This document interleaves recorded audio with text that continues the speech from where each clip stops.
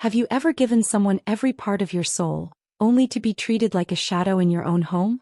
I did. I raised my only son with bare hands and a burning heart. I gave him a roof, warmth, dreams, and then one evening as laughter echoed through my house, I heard my daughter-in-law call me the maid. That moment shattered decades of sacrifice. But what I did next, no one saw coming. If you think you know what quiet strength looks like, wait until you hear how I turned silence into dignity and walked away with nothing, but everything. I never imagined my life would one day feel like the faint echo of a woman I used to be. Someone who gave everything she had in silence and expected nothing in return. Growing up in a small, weather-beaten town where dreams barely made it past the cracked windows of old brick houses, I learned early that life owed you nothing. My father passed away when I was 12, leaving my mother with 4 hungry mouths and no savings. She scrubbed floors in schools during the day and stitched clothes by candlelight at night, her hands always red and raw, yet her back never bowed.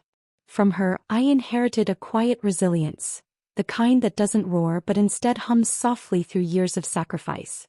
I married at 21, to a man who smiled with his eyes and worked with his hands, and for a brief, flickering moment, I thought life was turning a gentle corner. We had our son Thomas, a boy with a laugh so bright it could chase the cold out of the deepest winter. He became my whole world.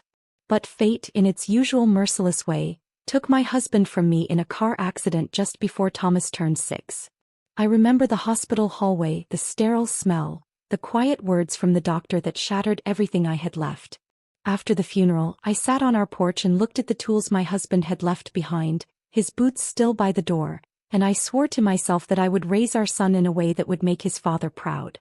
I worked nights at a diner and cleaned office buildings during the day, my body breaking slowly under the weight of responsibility, but my spirit holding steady because every dollar meant food, school, and a better shot at life for Thomas.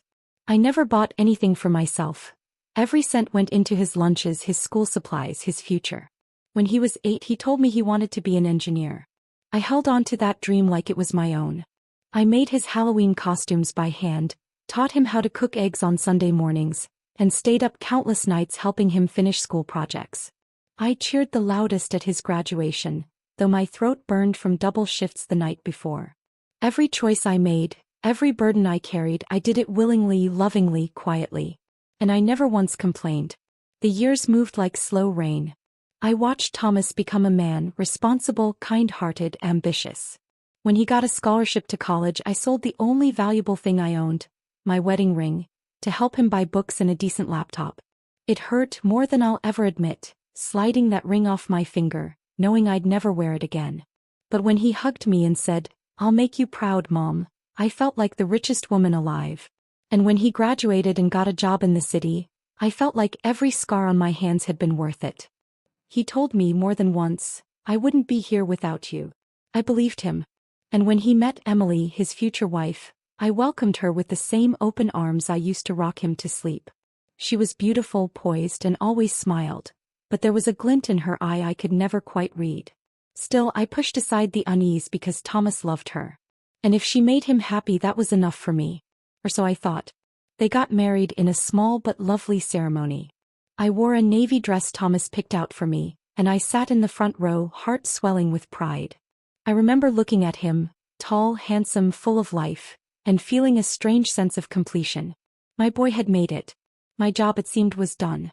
They moved into the family home, the same one I had poured my blood and years into, and Thomas asked me to stay with them until you get your own place. I hadn't asked to move in, but I wasn't going to argue. My knees ached more these days, and the idea of being close to him, to share meals, to watch him laugh like he used to, it brought me comfort. In the beginning, everything was polite. Emily would make dinner sometimes and I'd clean up. Other nights, I'd cook his favorite dishes, the ones he grew up on: meatloaf, mashed potatoes, chicken soup when he had a cold. But soon I noticed little things. Emily would leave the dishes on the table and go upstairs. She'd ask me to take the dog out when it rained. She made subtle jokes about how it must be nice not having to pay rent. I laughed them off, told myself I was overthinking it. But deep down I felt a shift, a quiet pulling away of warmth. Thomas didn't notice, or maybe he chose not to. He was busy, working late, climbing the corporate ladder I helped build with my tired hands. I began to feel like a shadow in my own home. The laundry became my responsibility. Grocery lists began appearing with my name on them. I'd wake up early to clean the kitchen before they came down for breakfast, just so everything looked perfect. It wasn't asked, it was expected. And somehow I kept doing it, believing it was my role, my way of staying needed. I would sit alone in the evenings crocheting small things, table runners, pot holders, little crafts Emily never used but never asked me to stop making either. I was useful. That was enough. Until one night something shifted so abruptly it cut me to my core. Emily had her friends over for dinner. I had spent the entire day cleaning, cooking, arranging flowers, making sure everything was perfect. As I brought out the final dish, one of her friends asked, "Oh, is this your housekeeper?" And without hesitation, without even glancing at me, Emily laughed and said, "Oh no, that's just our live-in maid. She's very dedicated." The room laughed. I froze. My hands, the same hands that had cradled Thomas through fevered nights, that had stitched his school uniform, that had burned making his favorite birthday cake. Those hands trembled. I looked at her, hoping she would say it was a joke, that she didn't mean it. But she simply sipped her wine and moved on, like I was invisible. I excused myself and went to my room, my heart aching in a way I hadn't felt since the night I buried my husband. That night, I sat on my bed and looked at the worn photograph of Thomas as a child, his arms wrapped around my neck, smiling without a care in the world. And for the first time in my life I asked myself, who am I if I'm no longer a mother who is needed? I didn't sleep that night. I just stared at the ceiling, listening to the laughter downstairs, wondering how the boy I raised with love and grit could let the woman he loved make me feel like nothing. I wasn't angry yet. I was just heartbroken. That moment, that insult, that casual cruelty, broke something in me I didn't know could still break. And though I didn't know it then, it was the beginning of something else too. Something stronger. Something far more powerful than heartbreak. It was the beginning of the end of my silence. In the days that followed, the words live-in maid echoed through every corner of my mind like a whisper I couldn't silence, crawling into the quiet moments, poisoning even the smallest joys. I would be folding laundry or watering the plants, and suddenly I'd feel the sting of that laughter again, like salt poured into a wound I couldn't reach to cover. But instead of confronting it, instead of speaking the ache aloud, I did what I had done all my life. I swallowed it, tucked it away behind a strained smile and carried on, because that's what mothers do, isn't it? We carry on even when no one notices the weight, even when the ones we carried forget we have bones that ache too. I remember how I used to wake before sunrise just to iron Thomas's school uniform so he'd never feel embarrassed in front of his classmates. How I patched holes in his sneakers with fabric glue and prayers because new shoes weren't in the budget that month. I used to walk miles to get to the cheaper grocery store, clutching my list and counting every cent in my head like a sacred ritual. I remember the way he used to wrap his little arms around my waist and say, "You're the best, Mama," after every meal I cobbled together from scratch, often from what others might have tossed aside. Back then his love was loud and pure, like sunshine through a clean window. He didn't care that we didn't have much because what we had, each other, felt like everything. I held on to those memories like old photographs, worn and creased at the edges but still beautiful. As he grew, I worked harder. I picked up extra shifts on weekends, cleaned more houses, and even learned how to manage accounts for a local business just to earn a little more. All of it was for him. I missed birthdays, school plays, and parent-teacher nights because I had to work, but I always made it up with small celebrations at home. A handmade card, his favorite dinner, a candle stuck in a cupcake. He never complained. He understood, or at least I thought he did. When he got into high school, he started working part-time trying to ease my load. I was so proud of him that it hurt. Every time he brought home a paycheck, he'd hand it to me without hesitation, and I'd tuck it away for his future, never using a single dollar for myself. I used to sit on the couch after he went to sleep, staring at that little envelope with his handwriting on it, my eyes wet with gratitude and grief that he had to grow up too fast just like I did. But I believed it was temporary. I believed that one day when he made it, all of this would be behind us. And in many ways he did make it. He became the first in our family to go to college. I remember the day he got the acceptance letter. We danced in the kitchen, laughing and crying at the same time, clinging to each other like survivors. It felt like a victory not just for him, but for every version of me that ever worked through bone-deep exhaustion just to keep the lights on. When he left for college, the house felt unbearably quiet. I would still cook too much food, still set the table for two, still look at the clock and wonder if he'd made it to class on time. I lived for his weekend calls, clinging to every word he shared, careful not to let my loneliness show. I didn't want to burden him. He had a life now and I wanted him to live it fully. When he graduated, I cried harder than I had in years. Not because I was sad but because I felt the years of effort finally blooming into something beautiful. Then came Emily. He told me about her one evening over dinner. His eyes lit up in a way I hadn't seen before, soft, hopeful. I was happy for him truly. After everything he had endured, after everything we both had sacrificed, he deserved to be loved deeply. When I met her, I greeted her with open arms, offered her a slice of the pie I'd made, and listened as she spoke about her dreams, her work, her world. She was articulate, confident, and carried herself like someone who'd never had to count pennies at the grocery store. Still, I saw how Thomas looked at her and that was enough for me to try. I remember spending hours making a quilt for their wedding gift, stitching each patch with care, even embroidering their initials into the corner. It wasn't expensive but it was made with love. The kind of love that had weathered storms, not the kind bought in stores. When they moved into my house I told myself it was temporary. Thomas insisted, saying it made financial sense, that it would give them time to save. I agreed, though a part of me worried about the closeness, the boundaries that might blur. But I trusted him and I wanted to believe she respected me. At first things were cordial. We found a rhythm, shared dinners, small conversations, polite exchanges. I tried not to impose. I cleaned quietly, stayed out of their way, offered to help only when asked. But slowly, almost imperceptibly, things began to shift. Emily stopped saying thank you. She started leaving me out of conversations, making decisions without considering me. She decorated over my pictures, moved my plants without asking, and slowly transformed the space I had poured my life into.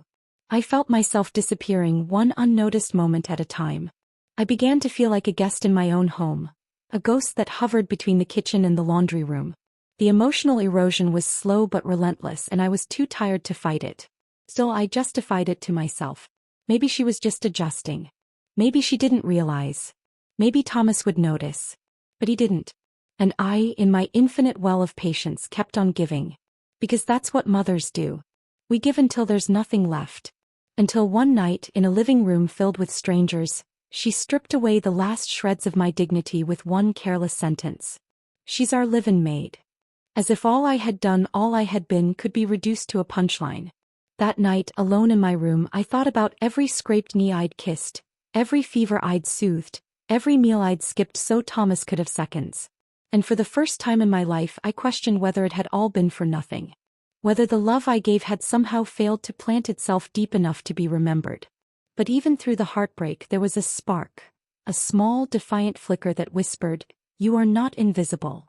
And though I didn't yet know how or when, I began to understand that something had to change.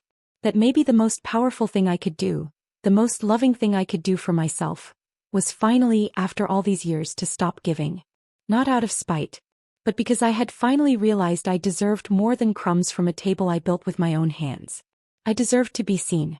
I deserved to be loved, not for what I could do but for who I am. And slowly, quietly, that realization began to take root. Did I still remember the way Thomas's voice changed the first time he told me about Emily? There was a softness in his tone, a subtle tremble, as though even saying her name out loud made his world brighter. I was washing dishes in our small kitchen, the smell of sautéed onions and garlic filling the air, and he stood by the doorway, half smiling like he was holding on to a secret he couldn't wait to share. And when he finally said, "Mom, I met someone," my heart fluttered in that bittersweet way only mothers understand, the way it does when you realize your child is about to love someone more than they love you, not out of cruelty but out of life moving forward. And you smile and you nod and you ask questions like, "What's her name? And is she kind to you?" Even as your chest tightens, not with jealousy but with the ache of change. He told me her name was Emily, that she was smart and funny and loved books like he did, that she worked in finance and had this laugh that made people turn their heads. And I smiled through the rinse of the last plate and said, "She sounds wonderful, sweetheart." Though something in me already knew I'd been gently placed in the background of his story, not erased, just faded. A few weeks later he brought her home to meet me and I spent the whole day preparing, making her favorite dish from the tiny hints he'd dropped, cleaning every inch of the house, even buying fresh flowers for the table, because I wanted her to feel welcome. I wanted her to know that any woman who loved my son would be embraced like a daughter. She arrived in a cloud of soft perfume and confidence, her heels clicking against the tile like punctuation marks, her smile wide but her eyes careful, measuring, assessing, and I extended my hand only for her to pull me into a brief hug that felt more obligatory than warm, but I didn't let it bother me. We sat down to dinner and I watched the way Thomas looked at her. Leaning in, laughing more than usual, his hand finding hers under the table like second nature, and I swallowed my own loneliness and focused on how happy he seemed, because that had always been enough for me. Over the next few months they visited more often, and each time I made sure the house felt like a haven, stocked with their favorite snacks, sheets fresh and crisp, little notes left on their pillows with gentle reminders of love. And though Emily was always polite, something about her warmth felt rehearsed, like a script she'd memorized just enough to pass. Still, I never let it show, never let my discomfort harden into resentment, because I believed that love took time to grow, and that one day she would see me not just as Thomas's mother, but as someone who had carried him through storms she'd never seen, someone who could be her ally, her friend, maybe even a second mother if she let me. When they got engaged, Thomas called me first, his voice bubbling with excitement, and I remember clutching the phone to my chest after he hung up, my tears spilling quietly as I whispered to the empty room, "He's starting his own family now." And in that moment, every lonely night, every missed opportunity, every blistered hand felt like it had been worth it, not for the ring on Emily's finger but for the joy in my son's voice. The wedding planning moved quickly, and though I offered to help, Emily thanked me with a smile that never quite reached her eyes and said, "We've got it covered, but thank you." And so I stepped back, telling myself that my role was not to direct anymore, but to support from the sidelines. The ceremony was lovely, white roses, soft music, Thomas in a tailored suit that made him look too grown, too far away, and me in the navy dress he picked, clutching a handkerchief embroidered with his initials as I watched him vow to love another woman forever, and my heart broke and swelled at the same time. At the reception I danced alone, slow and small, while they laughed with friends and posed for pictures. And though Thomas came over to hug me at one point, his eyes already searching for her, I just knew, that I was stepping into a different chapter of our lives, one where I was no longer the leading character in his story. They went on their honeymoon and the house was quiet again, too quiet, and I busied myself with old photo albums and rereading his childhood letters, trying not to feel forgotten. When they returned and he told me they were moving into the family home just for a little while, my heart leapt. Not because I wanted to interfere but because it meant I'd get to see him every day, to cook his favorite meals, to maybe become part of their new life. I welcomed them with open arms, even cleared out the master bedroom for them, moving into the smaller guest room without complaint, telling myself it was only temporary and that it was a small price to pay to feel needed again. At first, the rhythm was sweet. Emily would bring me coffee in the mornings, Thomas would join me in the kitchen like old times, and there were nights we'd all play board games and laugh until our sides hurt. But soon the pattern began to unravel. Emily started cooking less, expecting me to fill in, and when I did she rarely said thank you. She'd leave dishes in the sink and walk away assuming I'd clean them, and I did, because it felt easier than confronting her. Thomas, meanwhile, seemed oblivious, caught up in his work, always distracted, and I didn't want to burden him with my discomfort, so I stayed silent, choosing peace over pride. Little things added up. Emily redecorated without asking, dismissed my suggestions with tight smiles, and referred to the house as our home in ways that excluded me as though I were a tenant overstaying her welcome. I began to feel like a relic, useful but outdated, allowed to exist so long as I remained invisible. And yet I kept going because I had survived harder seasons and because I believed that love, even unspoken, still mattered. I clung to the hope that one day Emily would soften, would see me not as competition or baggage but as someone who simply wanted to belong, who had given up everything for the boy she now called her husband.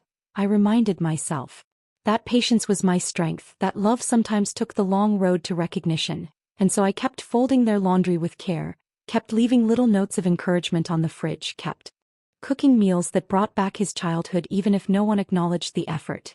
And through it all I told myself this was the natural order of things, that this was how a mother's love evolved. From central to silent, from visible to vital but unseen. What I didn't know then, what I couldn't have imagined, was how cruelly that love would be dismissed, how the very sacrifices I made to keep our family whole would be twisted into servitude, into something laughable, into something Emily would reduce with a single word meant not to describe, but to degrade. And when that moment came, it would fracture not only my trust in her, but in the very foundation of the life I had built, setting in motion a reckoning that would change everything. I end the weeks following their return from the honeymoon and their gradual settling into the home I had once filled with lullabies and struggle. A strange silence began to grow between us, not the peaceful kind, but a silence that throbbed like a bruise under the surface, unnoticed by those who weren't paying attention, yet loud enough to rattle every part of me that had once felt certain of my place. I told myself the transition was natural, that every family needed time to adjust, especially when newlyweds were learning how to fold their lives into each other's. But with each passing day, I felt myself being quietly etched out of the picture I had painted for years with love, labor and longing. Emily no longer included me in the planning of meals or errands. She began making decisions about the house with an ease that startled me, as if she had always belonged and I was the one encroaching on a space too sacred for someone like me. I noticed small changes first. The floral curtains I had hand-stitched were replaced without a word, my teacups packed away to make room for sleek, expensive mugs that didn't hold the same warmth. She rearranged the living room, removed the family photos that once lined the mantel, and when I quietly asked where she'd stored them, she offered a dismissive "in a box, somewhere safe," as though the memories they held had become clutter in her eyes. Still, I said nothing because Thomas seemed happy, and if my silence meant his peace, I was willing to pay that price. But it was getting harder to ignore the feeling that I was slowly becoming furniture, useful when needed, unseen otherwise. The once joyful dinners where we laughed over Thomas's childhood stories became stiff and formal. Emily began cooking occasionally, but it was always something elaborate and impersonal, served with a flourish, and any contribution I made to the meal was brushed aside or credited as a help rather than shared effort. I remember one evening, I offered to make Thomas's favorite shepherd's pie, something he'd requested just weeks before their wedding, and Emily smiled tightly and said, "Let's try something more modern tonight, maybe quinoa bowls," as if my food was outdated like my presence. Thomas chuckled and kissed her cheek, and I laughed too, but the sound caught in my throat and stayed with me long after they left the kitchen. She began giving me subtle instructions like I was an employee. "Can you make sure the guest towels are folded this way?" Or, "I think it's better if the fridge is organized by color. It's more efficient." Each comment laced with a sweetness that stung more than any sharp word ever could. And slowly, my day became filled with these tiny, invisible tasks. Cleaning up after them, restocking the pantry, making sure her favorite wine was chilled, all while pretending that I didn't notice how easily my efforts went unrecognized. I would hear them laughing in the living room while I scrubbed the dishes from dinner they hadn't thanked me for. And in those moments I started to feel the loneliness of my younger self again. That girl who used to clean classrooms while her friends played, who learned to be useful before she learned to be loved. I clung to the memories of Thomas as a child, how he used to race into my arms after school, how his small voice used to whisper, "Don't ever leave me, Mama." And I'd whisper back, "Never, my love." And now here we were, sharing the same roof, breathing the same air, and yet I felt further from him than I had during his college years. When I tried to talk to him, subtly, gently, asking if everything felt okay at home, he would smile and say, "Yeah, Mom, everything's great." And I'd nod, burying the sharp stab of disappointment that came from his inability to see the growing distance between us. I wondered if he noticed how I waited to eat after they were done, how I kept my bedroom door shut to avoid intruding on their space, how I started spending more time in the garden or taking long walks just to feel the air that didn't feel heavy with exclusion. Even the dog who once followed me everywhere, now waited by the front door for their return, and though I knew it was silly, it felt like even he had shifted his loyalty. One afternoon while folding laundry, I overheard Emily on the phone, her voice smooth and casual as she said, "Yeah, it's like having a built-in housekeeper. She's always around doing things, kind of like a live-in helper, I guess." And though the words were not meant for me, they landed like stones thrown through stained glass, shattering the fragile dignity I had wrapped around myself like a second skin. I sat there, socks in hand, the air thick with disbelief, my heart pounding in my ears, and for the first time, I felt not just unseen but used. I didn't cry, not then, because the tears had dried long ago, replaced by a numbness that I had carried since I was 12 years old. Watching my mother scrub another woman's floors while swallowing her pride, I thought about all the things I had swallowed in my life, dreams, pain, exhaustion, unspoken needs, and wondered if this was the final bite I could take. Emily never apologized. She didn't know I'd heard, or maybe she didn't care. And the next morning she handed me a list of groceries with a casual, "Oh, can you pick these up today? I have a call at noon." And I took the list, smiled and nodded because that's what I had always done, what the world expected of women like me. Women who had loved too quietly, served too long and forgotten how to demand space for their own hearts. But inside something was changing, like a slow, steady wind shifting directions after years of moving in the same worn pattern. And though I didn't yet know what that meant, I could feel it stirring inside me. A whisper of rebellion, a quiet craving. To be more than useful, to be enough simply because I existed. And while I continued to play the part she had cast me in, folding napkins just so, remembering her schedule, making their world smooth and soft beneath their feet, I began to gather the fragments of my worth, not out of vengeance, but out of something deeper, something long dormant but undeniably alive. The longing to be seen not as a fixture, not as a favor, but as a woman who had given her life to love and was ready to reclaim whatever pieces remained. It happened on a Friday evening, the kind of warm, golden evening where the light hits the windows just right and casts everything in a forgiving glow, as if the world is trying to soften the edges of the truth before it tears everything apart. Thomas had invited a few colleagues over for dinner. A casual get-together, he said, nothing fancy, just a small gathering to unwind after a long week, and I, eager to help, had spent the whole day preparing.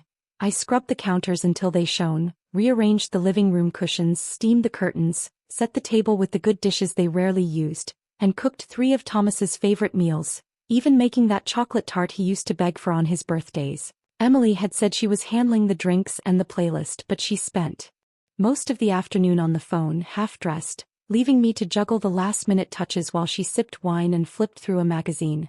Still, I didn't mind, not really, because hosting had always brought me joy, especially when it meant seeing my son smile, watching him thrive in the world I had helped build from scratch with my own calloused hands. By 6, the house smelled of roasted garlic and thyme, candles flickered softly on the table, and laughter began to fill the hall as guests arrived, shaking off the weight of their long week and complimenting the space I had so carefully curated. I moved quietly through the evening like a breeze, refilling glasses, tidying the kitchen, making sure everyone had what they needed, and though my back ached and my feet throbbed, I felt that old flicker of warmth in my chest, that maybe, just maybe, this was what belonging felt like. I carried out the final platter, a delicate lamb roast with rosemary, and as I set it down in the center of the table, one of the guests, a tall man with a deep voice and an expensive watch, smiled and asked Emily, "Did you have this catered? It looks incredible." And before I could even glance up, before I could explain or smile or make a light-hearted joke, Emily laughed, a sharp, dismissive sound, and said, "Oh no, that's just our live-in maid. She's very dedicated." And in that moment time didn't stop, it shattered. There was a beat of stunned silence, followed by a few awkward chuckles from guests who didn't know any better, and I stood there frozen, the dish towel still in my hands, my heart pounding so hard I could hear it in my ears, and I looked at Thomas, praying for his face to change, for some sign of discomfort, some small protest or correction, but instead, he just smiled weakly and said nothing, his eyes already dropping to his plate like the floor had swallowed whatever spine he once had. I felt the room blur around me. The warm candlelight now stung my eyes, the laughter felt like needles against my skin, and suddenly everything I had done, everything I had been, collapsed into that one word, Maid, as if the decades I had poured into this family, the dreams I'd given up, the skin I'd shed, could all be boxed up and labeled with a name that wasn't mine. I excused myself quietly, walking out before the tears could break the surface, the hallway suddenly feeling longer than ever, the walls narrowing around me like I was being squeezed out of my own life. I sat on the edge of my bed, staring at the floor, unable to move, unable to breathe properly, because this was more than humiliation, more than disrespect. It was betrayal, deep and brutal, carved by the people I had given everything to. The next morning no one mentioned it. Emily acted as if nothing had happened, cheerfully humming as she scrolled through her phone, and Thomas kissed her goodbye like the night before hadn't driven a nail into my spirit. And I stood in the kitchen, my hands trembling as I washed the same dishes I had served with love, wondering how I had become so small in their eyes, how my name had been replaced by a role I never agreed to play. I thought of all the times I'd stayed up sewing buttons onto Thomas's shirts, all the times I'd worked double shifts so he could go on field trips, all the times I'd sat alone in cold stands cheering for him when no one else showed up. Was that the work of a maid? Or was it the work of a mother who had buried herself piece by piece so her son could stand tall? That night, I pulled out the small box at the back of my closet, the one where I kept the deed to the house. My name's still on it, though I'd never once used it to assert authority, and I stared at the signature, my own shaky handwriting from years ago, a woman younger and fuller with hope, who believed that love was enough to guarantee respect. I realized then with a cold clarity I couldn't unsee, that I had mistaken proximity for love, service for belonging, sacrifice for security. Emily didn't see me as family, and maybe, just maybe, Thomas didn't either anymore. The realization was a blade that cut through the last rope tying me to this version of my life, and for the first time in decades, I felt something inside me crack open, not into despair but into something firmer, something almost frightening in its honesty. I stood up, looked around the room that once held so many quiet joys, and I knew something had to change, and this time it wouldn't be me bending to fit someone else's comfort. I didn't know exactly how or when, but the woman who had taken the slap of that word and turned it into fuel wasn't going to stay silent anymore. And when I handed over those keys, it wouldn't be an act of surrender. It would be a declaration, one that would echo through every corner they tried to erase me from, and remind them that the foundation they walked so easily on was made from the bones of a woman they had long forgotten how to see. That night, long after the lights were turned off and their laughter had faded into sleep, I sat alone in the kitchen with a cup of lukewarm tea I didn't intend to drink, staring at the soft glint of the house keys that lay on the counter. The same keys I had carried with pride for over 2 decades, the ones I once jingled proudly in front of Thomas the day I paid off the last mortgage installment with a check stained by cleaning chemicals and sweat from 3 jobs, the same keys that had unlocked the door to every Christmas morning, every scraped knee healed with kisses, every late-night fever vigil, every laugh that echoed off these walls when it was just him and me against the world. And now, those keys sat cold and impersonal, like relics from a life I had once lived but no longer recognized. The kitchen around me looked unfamiliar, redesigned with Emily's minimalist flair, all the warmth stripped away, and as I glanced at the sterile countertops, the muted color scheme, the framed art that replaced family photos, I realized the house no longer reflected any part of me. It had become a shell for someone else's comfort, a space where my presence was tolerated only when silent, and the love that had once filled its walls had been thinned out by dismissal and subtle erasure until all that remained was the ache of belonging to something I no longer had a claim to. I thought about that word again, maid, not just what it implied but how easily it rolled off Emily's tongue, how naturally she assigned it to me without blinking, as if that was all she saw when she looked at me, not the woman who raised the man she married, not the hands that built the life she now enjoyed, but just a quiet shadow moving in the background, convenient and forgettable. And worse than her cruelty was Thomas's silence, the way he didn't flinch, didn't protest, didn't see me, because that was the moment I realized he no longer remembered who I had been to him, what I had given, what I had lost along the way to keep him standing. I sat there as the hours passed, and in that silence, I relived it all. Every meal skipped so he could eat, every shirt I mended, every holiday I worked through so he could have something under the tree, every choice I made with him at the center and me as the afterthought, believing it would all be worth it if he simply grew up happy and whole. But in giving him everything, I had forgotten to keep something for myself, and now I was nothing more than a fixture in his world, something he assumed would always be there, waiting, serving, smiling.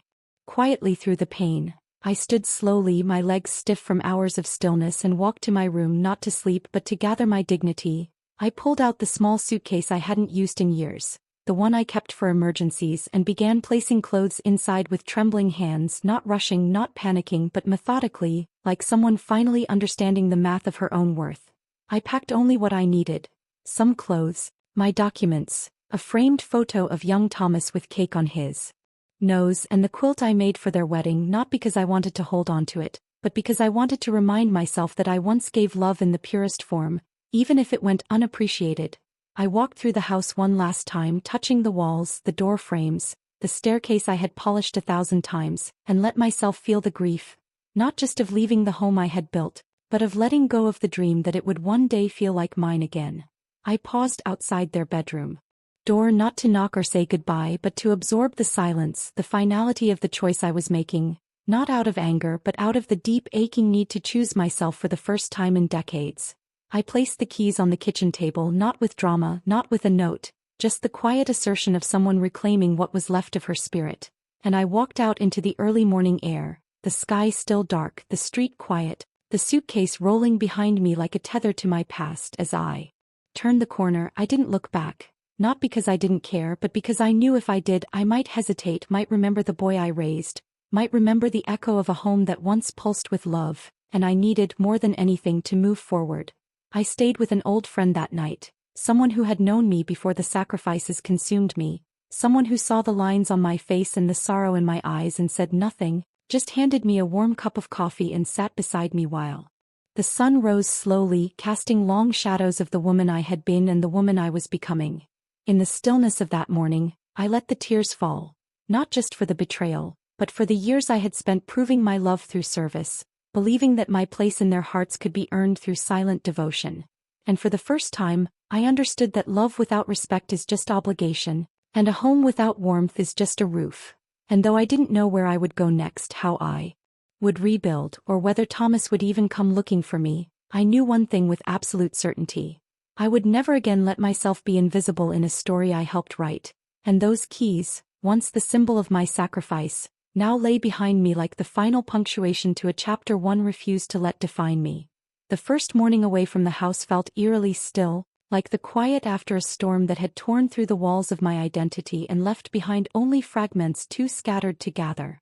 Sitting in my friend Lorna's guest room, wrapped in a blanket that smelled like lavender and unfamiliar detergent, I stared at the ceiling and tried to reconcile the surreal truth that I had finally walked away from the only life I had ever known, not just the physical walls of the house I'd built with my sweat and sacrifice, but from the role I had inhabited so completely that I didn't know who I was without it. I spent most of that day in silence, sipping tea that went cold between my hands, flinching every time my phone buzzed only to find it was a spam text or a reminder from a grocery app one no longer needed.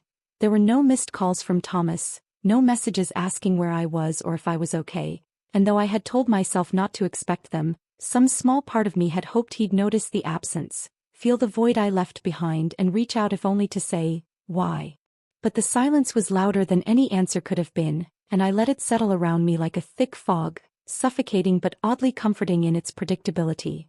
Lorna, bless her, didn't press me with questions or drown me in pity. She simply made sure I had warm meals, space to breathe, and moments of quiet companionship that reminded me I wasn't entirely alone in the world, even if I felt like it. We'd been friends for decades, back when our sons played on the same little league team and we shared coffee while cheering from the sidelines, and though life had pulled us in different directions over the years, her embrace felt like a lifeline now, a tether to the version of myself that existed before everything became about Thomas, before every heartbeat was synchronized to someone else's needs. I wandered through the days with no routine, no purpose. Every hour felt hollow, every minute stretched out like a question with no answer, and I caught myself reaching for tasks that no longer existed, like instinctively checking laundry or planning dinner, only to realize with a pang that there was no one to cook for, no shirts to fold, no grocery list with someone else's favorites scribbled at the top. I walked through Lorna's neighborhood in the evenings, watching families through their lit windows. Mothers calling kids to dinner, couples curled up on couches, old men watering lawns, and felt like a ghost hovering on the outside of a life I once had, a life I thought would never change as long as I gave enough of myself to it. Sometimes I'd see a young boy ride by on a bike and hear echoes of Thomas's laughter in the wind, flashes of him at 7 years old racing up the sidewalk with scraped knees and wild eyes, and my chest would ache with a grief so deep it felt like mourning the death of someone who was still alive.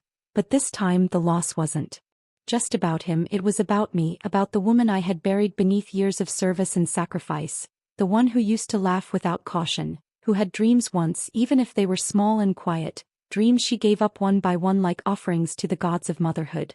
And yet, amid the grief, a strange calm began to grow.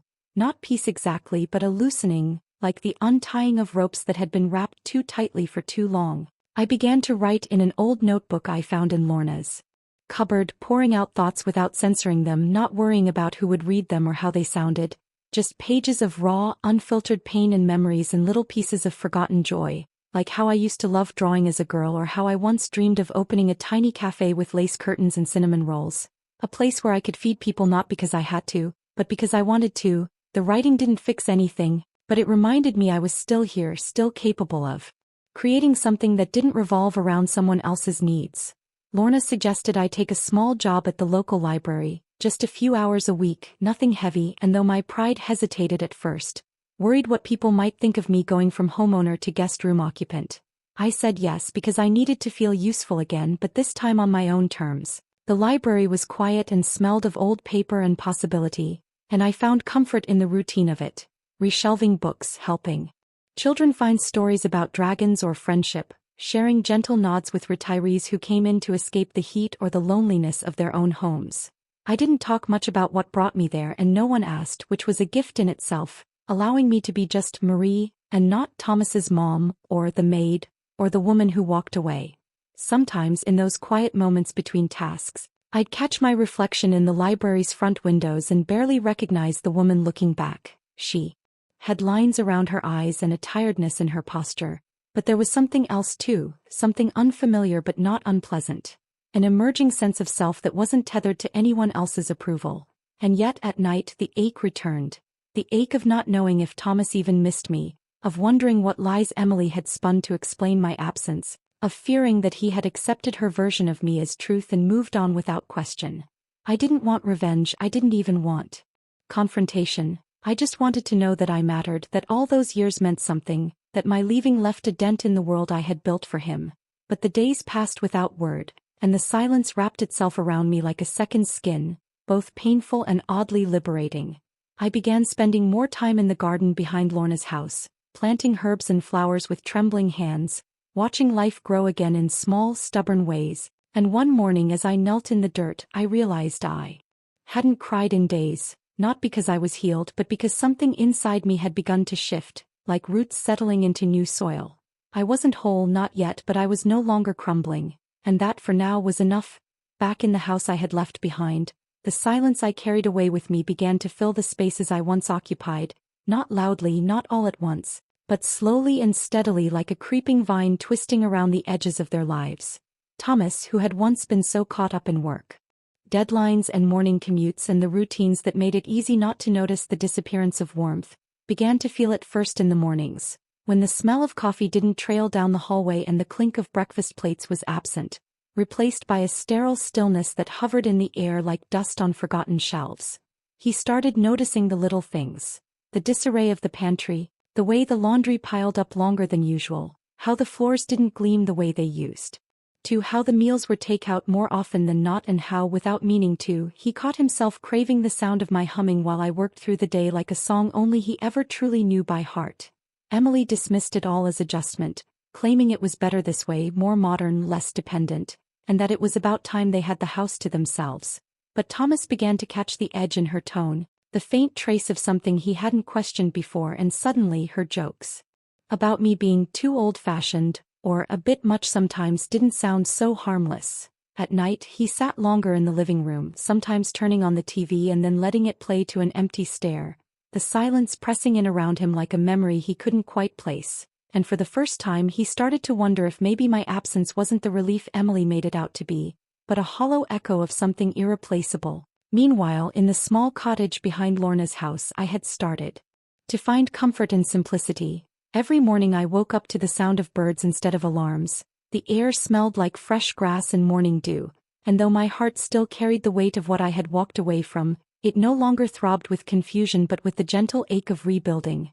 I journaled every day now, pouring out stories I had never shared, not even with Thomas, about my childhood, about his father, about the tiny dreams I once had and how they quietly slipped through the cracks while I held the roof over our heads. One afternoon, as I sorted through old boxes Lorna had stored for me, I found a letter from Thomas tucked inside a school project. Written in crooked, childish handwriting, it said, "Thank you for everything, Mama. I'll make you proud one day. I promise." And I held that letter to my chest and sobbed in a way I hadn't allowed myself to in years, not because I doubted his love then, but because I feared he had forgotten that version of himself, the boy who once saw me as his whole world. That letter, faded and wrinkled, became a compass in the fog, a reminder that somewhere inside the man he had become was still the child I had raised with fierce love and tireless hands. I tucked it into my journal, knowing that if ever a time came to remind him of who we used to be, I would hold that letter like a torch. And just as I was starting to breathe easier in my new rhythm, life delivered a quiet tremor. One of Thomas's childhood friends, now grown and visiting town, saw me at the library and came over with wide eyes, hugging me like a mother he hadn't seen in decades, and after catching up he said, "Thomas told me you were out traveling. How's that going?" And I paused stunned, because it struck me then that Thomas hadn't told anyone the truth, hadn't admitted that I left, hadn't even dared to say I walked away. And while a part of me ached at the erasure, another part understood it as guilt wearing the mask of omission. It made me wonder what story he had told himself to justify my absence, what lie he clung to so he didn't have to confront the truth about what he allowed to happen under his roof in the name of peace, in the shadow of love. And back in that house, the lie began to unravel. One night Thomas opened the cabinet above the sink and found the mug I used every morning, tucked behind others, still faintly stained with tea. He held it in his hand longer than he meant to, and memories poured through him like steam, soft and stinging. The way I'd kiss his forehead when he was sick, the way I'd set out his shoes by the door before his morning meetings, the warmth of my hands when I fixed his tie before a big interview. He brought it to the table, sat in silence, and for the first time in weeks he asked Emily, why did she really leave? Her answer was a shrug, an annoyed glance, followed by, "You know how sensitive she is, she took something the wrong way, I guess." But Thomas wasn't satisfied because deep down he knew the truth wasn't about a single comment. It was about 1,000 quiet moments of disregard, of making the woman who raised him feel like a stranger in her own home. He didn't say anything then, just nodded, but that night, he opened an old photo album I had kept in the hallway closet and flipped through the years I had carried on my back without complaint, each page a confession of love, each smile a chapter in the story he had stopped reading too soon. And as he turned to a picture of his 5th birthday, the one where I stood behind him holding the cake with joy etched across my face like sunlight, he felt the crack inside him deepen, because for the first time he wondered what it cost me to always smile, to always serve, to never ask for anything in return. The silence between us stretched longer than either of us anticipated, but within that silence something began to shift. Not resentment, not blame, but the quiet emergence of truth, like a note held just beneath hearing until it becomes impossible to ignore. And though I didn't know it then, the echo of my absence had begun to fill the house I left, not with bitterness, but with the realization that sometimes, love isn't about staying. It's about leaving when staying means losing yourself entirely, and letting the silence speak what years of sacrifice could no longer whisper aloud. I end the days that followed his quiet reckoning. Thomas began moving through the house like a man waking up from a long, comfortable dream only to find it had been stitched from someone else's fabric. Everything looked the same on the outside, the furniture still arranged the way Emily liked it, the routines still polished and efficient, but underneath the surface, something had fractured, and the silence I left behind had taken root in his chest. Like a thorn he couldn't ignore. He found himself lingering over memories he once rushed past, images of me standing at the stove in my worn apron, humming softly to the rhythm of boiling pasta water, the sound of my footsteps in the hallway during his late-night study sessions, the way my hand would briefly rest on his shoulder before a big test or interview as if transferring strength. And the more he allowed these fragments to surface, the heavier they became, pressing down on him with the guilt that grew sharper each time he turned a blind eye to the truth he had helped bury. He began asking questions, subtle at first, to colleagues who had attended that fateful dinner, to mutual friends, even to the dog groomer who once complimented how spotless the house always was. And with every account he heard echoes of that cruel label I had been reduced to, echoes of Emily's laughter, echoes of his own silence, and they clung to him like smoke from a fire he now realized he had helped ignite.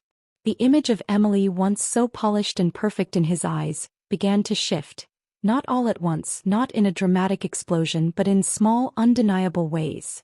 The way she dismissed the cleaning lady with a clipped tone, how she rolled her eyes at his coworker's joke about mothers-in-law, how she scoffed when he suggested they visit the library and see the new mural dedicated to local volunteers, unaware that I had helped paint it with children from the neighborhood during one of my quiet mornings. Away, he watched her more closely now, saw the smirks, the impatience, the entitlement masked as charm, and it terrified him. Not because she had changed, but because he hadn't noticed it before, or worse, because he had chosen not to. One afternoon he opened the closet to grab a jacket and caught sight of the quilt I had made them as a wedding gift, folded carelessly on the top shelf, partially covered by bags of clothes she planned to donate. He pulled it down, running his hands over the delicate stitches, the tiny hearts embroidered in the corners, the initials that once represented hope and family and unity, and in that moment something inside him broke. He sat on the floor of that closet for what felt like hours, holding the quilt to his face, remembering how excited I had been to give it to them, how I had said, "It's not perfect but it's stitched with every ounce of love I have." And how Emily had smiled politely before tucking it away, never using it, never seeing the history sewn into every thread. That night he took the quilt to the guest room, my room, and laid it over the bed I once slept in, sitting on the edge with his head in his hands, overwhelmed by the weight of everything he hadn't said, every thank you he hadn't given, every time he had looked past me like I was part of the wallpaper instead of the foundation. He began calling my number, but it would ring twice and then stop, and he imagined me holding the phone, seeing his name and choosing silence, and he couldn't blame me, not anymore. Emily noticed the shift, of course, she wasn't oblivious, and when she asked what was wrong, he answered with quiet words that shook the ground between them. "Do you think you treated my mother with respect?" Her response was a flash of irritation, then deflection, then an all-too-familiar smirk followed by, "She made herself the help. I never asked her to do any of that." And for the first time he didn't look away, didn't excuse it, didn't pretend he hadn't heard what she said, because now he understood that indifference is its own kind of cruelty, and that letting someone be diminished in your presence without protest is the same as doing it yourself. They argued that night and the next, and the cracks in their marriage, hairline fractures that had always been there, hidden beneath shared goals and social appearances, began to split wider, no longer masked by convenience. Thomas started spending time away from the house. Long drives, long walks, returning to places from his childhood that still smelled faintly of happiness untouched by complication, and with each visit he saw more of me in the shadows. On the old school bleachers, at the church steps where I once fixed his tie before his graduation, at the grocery store aisle where I taught him how to read prices and stretch every dollar, and those shadows began to feel more solid than anything he currently lived with. He found himself parked outside Lorna's house one evening, unable to bring himself to knock, just staring at the porch light and wondering if I was inside reading, laughing, or simply existing in peace. And though he didn't step out that moment, silent and still, was his first true apology. And for me, in the quiet of my new life, I could feel it, not through words or calls or apologies, but in the shifting energy, the way his absence no longer felt like abandonment but like reckoning, like the slow turning of someone trying to find their way back through a forest they helped burn. And though I wasn't ready to speak, wasn't ready to reopen wounds still healing, I did pull out the letter he once wrote as a boy and left it by the window, letting the moonlight touch its faded edges, knowing that even if he didn't remember the promise he made, I still carried the memory of the boy who made it. And maybe, just maybe, the man he had become was beginning to remember too.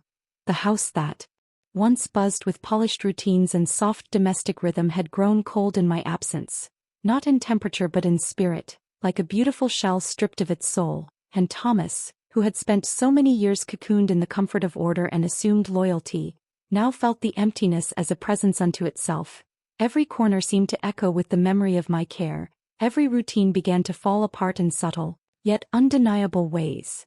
The dishes, once magically cleaned and put away, lingered in the sink longer than they should, laundry baskets overflowed with clothes no one bothered to sort, and the meals, now ordered in or thrown together haphazardly, lacked the warmth and care that had once come from hands that remembered every childhood allergy, every comfort craving, every unspoken cue of fatigue or celebration.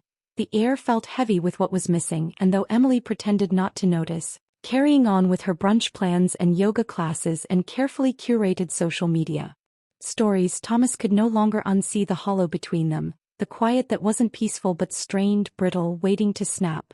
One evening, while setting the table for a rare attempt at dinner together, he placed 2 plates instead of 3, and something about that gesture, so small, so simple, hit him like a blow to the chest, because he realized then just how final my absence felt, and how complacent he had been in letting it happen. He sat through dinner pushing food around his plate, the silence between them so thick it nearly choked him, until finally he looked up and said, "You know she didn't deserve that." And Emily, without lifting her gaze from her fork, replied, "She chose to leave." And that's when the dam broke, not with shouting but with a flood of words he had kept buried for too long, words that carried regret, guilt, and the anger that often hides beneath sorrow. He told her how he had replayed that night over and over, how he saw now that her cruelty wasn't accidental but deliberate, that her laughter had cut through the core of the woman who raised him, and that his silence, his failure to stand up in that moment, was the deepest betrayal of all. Emily rolled her eyes at first, then scoffed, then accused him of being ungrateful, of siding with a woman who couldn't adapt to change. But he wasn't listening anymore. Not to her defense, not to her deflections, because all he could hear was the memory of my voice telling him as a child. Kindness is not about grand gestures, it's in how you treat someone when no one is watching, and he had failed that test when it mattered most. Their argument escalated, not in volume but in truth, the kind of truth that strips all pretense away. And by the end of it, Thomas stood alone in the kitchen, surrounded by the mess of takeout containers and broken illusions, realizing that the home he thought he had built was just a collection of walls and furniture without the heart that had once beat quietly in every corner through my love. That night he wrote a letter. Not an email, not a text, but a handwritten letter the way I used to write notes for his lunchbox, full of folded encouragement and gentle reminders. And in it he didn't beg for forgiveness because he knew he didn't deserve it yet. He simply told me the truth. That he was sorry, that he missed me, that he now saw what he hadn't allowed himself to see before, and that he understood if I never wanted to come back. But that he hoped someday I might let him prove that he remembered who I was, not as a helper, not as a convenience, but as the woman who shaped him. He sealed it in an envelope, drove to Lorna's house, and left it on the porch with trembling hands, unable to bring himself to knock, because the shame was still too loud in his chest, louder even than the hope that maybe I'd open the door and tell him everything was okay again. But inside, I had seen his car from the window, watched as he lingered for a moment before walking away, and when I opened the envelope and read the words, each one etched in regret and sincerity, I didn't cry, not right away, because what I felt was not pain, but the beginning of something softer, something that flickered like a candle not yet blown out. Recognition maybe, or the first thread of a bond long frayed but not beyond mending. I didn't answer right away. I needed space, needed time, but that night, for the first time in a long while, I slept without the weight of resentment pressing on my chest, and though I wasn't ready to return, I allowed myself the quiet comfort of knowing that my absence had finally become more than silence. It had become a mirror, forcing Thomas to see not just what was lost, but what he had taken for granted, and what, if he was willing to fight for it, might still be recovered. Not in the same shape, not in the same house, but perhaps in the slow rebuilding of something truer than what had stood before when I finally returned it. Wasn't with a suitcase or an apology tucked into my coat pocket, but with the quiet strength of a woman who had finally learned that love without boundaries is not love. It is servitude, and I had lived in that shadow long enough. The day I decided to go back wasn't planned, wasn't marked on any calendar. It came like a whisper in the morning light as I stood at Lorna's kitchen window watching a pair of sparrows rebuild their nest with bits of twine and old thread, and something about their careful persistence stirred something in me, something I hadn't felt in a long time. Readiness not to return to what was, but to confront what could be. I dressed slowly, chose a scarf Thomas had given me years ago for Mother's Day, not as a symbol of nostalgia, but to remind myself of the boy who once knew how to honor me without being told. And I carried with me no bitterness, no anger, only the hard-won clarity of a woman who now understood her worth was not up for negotiation. When I rang the doorbell, I didn't use my old key. Those were left behind not just physically but symbolically, because stepping into that house again had to be a choice, not an obligation. And when Thomas opened the door, his eyes widened with a mix of shock, guilt, and something else. Relief so palpable it nearly knocked the breath out of him. He didn't speak right away, and I didn't either. We just stood there in the threshold of our shared pain, letting the silence between us say what words couldn't. Until finally he stepped aside and whispered, "Come in, Mom." And I did, but not the same way I once had, not as the quiet shadow who moved without sound or presence, but as a woman who had finally remembered how to take up space without apology.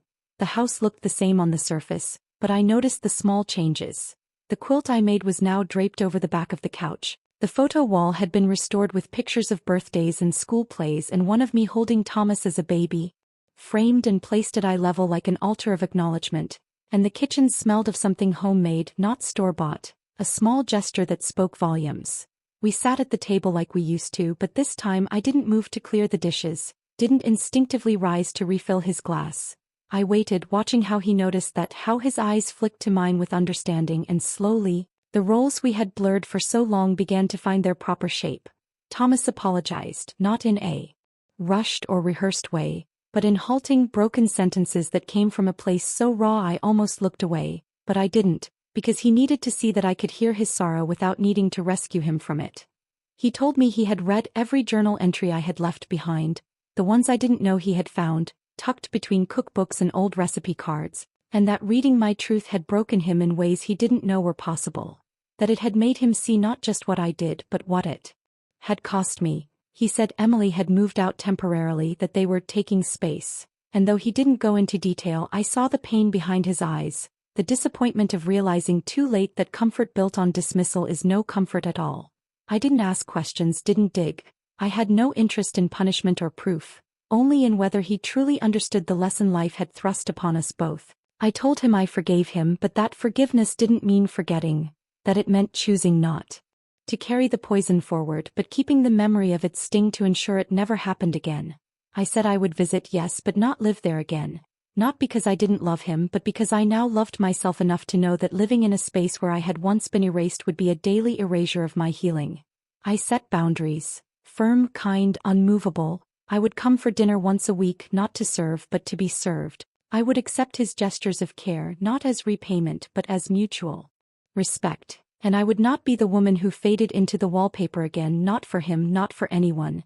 He nodded through tears, promised to honor that, and I believed him not because I needed to but because I saw in him the same earnestness I once saw in that little boy who used to clutch my apron strings and say, "I love you, Mama," as if the words themselves were spells of safety. When I left that day, I didn't feel triumphant or vindicated. I felt whole, like I had finally sewn the last patch onto a quilt of self-worth that had taken me decades to stitch together. And as I walked back to my small cottage at Lorna's, I looked up at the sky, clear, open, wide, and knew that I had returned not to a house or a role but to myself, and that was the truest home I had ever needed. Closure didn't come with a dramatic reconciliation or some neatly tied ending. It came in the quiet, everyday moments that began to build themselves like steps beneath my feet, steady and sure, each one a testament to the choice I had made to walk away not from love, but from a version of love that demanded my silence to survive. Weeks passed, then months, and my relationship with Thomas began to mend not through grand gestures, but through consistency. He showed up for weekly dinners with groceries in hand and questions about my day, not out of obligation but genuine interest, and I began to see in him the man I had raised, not the one who had momentarily forgotten me, but the boy who used to run into my arms after school with scraped knees and stories to tell. We talked more now, honestly, about everything, his regrets, my pain, the years we both lost in the space between gratitude and assumption. And through those conversations we built something stronger than what we had before, something rooted in truth and mutual respect, not expectation or tradition.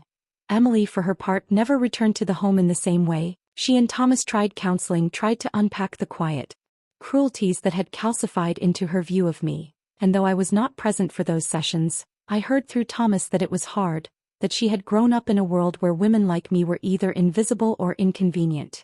And while I never asked for her apology, one arrived eventually in a handwritten card left on my doorstep with no return address, simply stating, "I see you now and I'm sorry I didn't before." I didn't respond because I didn't need to. Some apologies are meant to be received, not returned, and her acknowledgement, however late, was enough to let me breathe without the sting of resentment. I continued to work at the library, spending my mornings reading with children and afternoons tending to the small garden Lorna helped me start behind the cottage. And in those quiet hours, I rediscovered parts of myself I had long forgotten. The girl who used to write poems in the margins of textbooks. The woman who once dreamed of starting a cafe where every table told a story. The mother who had once defined herself entirely by her child's needs but now found joy in being seen simply as Marie. One evening, Thomas brought over an old box he had found in the attic. Inside were bits of our shared history. Finger paintings, dried flowers from my wedding bouquet, letters I had written to his father while he was overseas, and a necklace I thought I'd lost. A simple gold chain with a tiny charm Thomas had given me when he was 7 that said, "Forever." And as we sifted through the memories, laughter and tears came in equal measure, softening the scars between us until they became part of the story, not the whole of it. I framed the letter he had written me during that first week I left, the one where he admitted his failures and promised to do better, and placed it on my writing desk, not as a reminder of pain but as a symbol of healing, Of what can happen when truth is finally spoken in a house where silence once ruled. And though I never moved back in, I began to visit more often, not just for dinners but for birthdays, holidays, and slow Sunday mornings where we'd drink coffee on the porch and let the past settle quietly behind us like fog lifting from a familiar road. I was never again asked to cook, to clean, to serve. I did those things only when I wanted to, when I chose to, and every time I did, it came not from duty, but from love freely given and equally returned. Thomas began calling me more, not just to check in, but to share his work victories, his doubts, his hopes for the future, and in those conversations I heard not just the voice of my son, but of a man who now understood what it meant to honor the hands that held him through life's storms. We never spoke in detail about that night. The dinner, the word, the keys. But we didn't have to, because everything that came after was built in response to it, and that was enough. I forgave not just him or Emily but myself too, for staying silent too long, for believing love had to be earned through self-erasure, for thinking that motherhood required martyrdom instead of mutuality. And in that forgiveness I found freedom, not the kind that demands applause, but the quiet, enduring kind that lets you sleep peacefully for the first time in years. I began hosting small gatherings at my cottage, book club women, neighborhood kids, old friends, and every time laughter filled the air, I thought to myself, this right here is what a home feels like, not where you live but where you're seen, where you're valued, where you choose yourself not in spite of others but alongside them. And on one particularly crisp autumn morning, as the leaves turned gold and the scent of cinnamon bread filled the air, Thomas leaned over during breakfast and said, "You're the strongest woman I've ever known."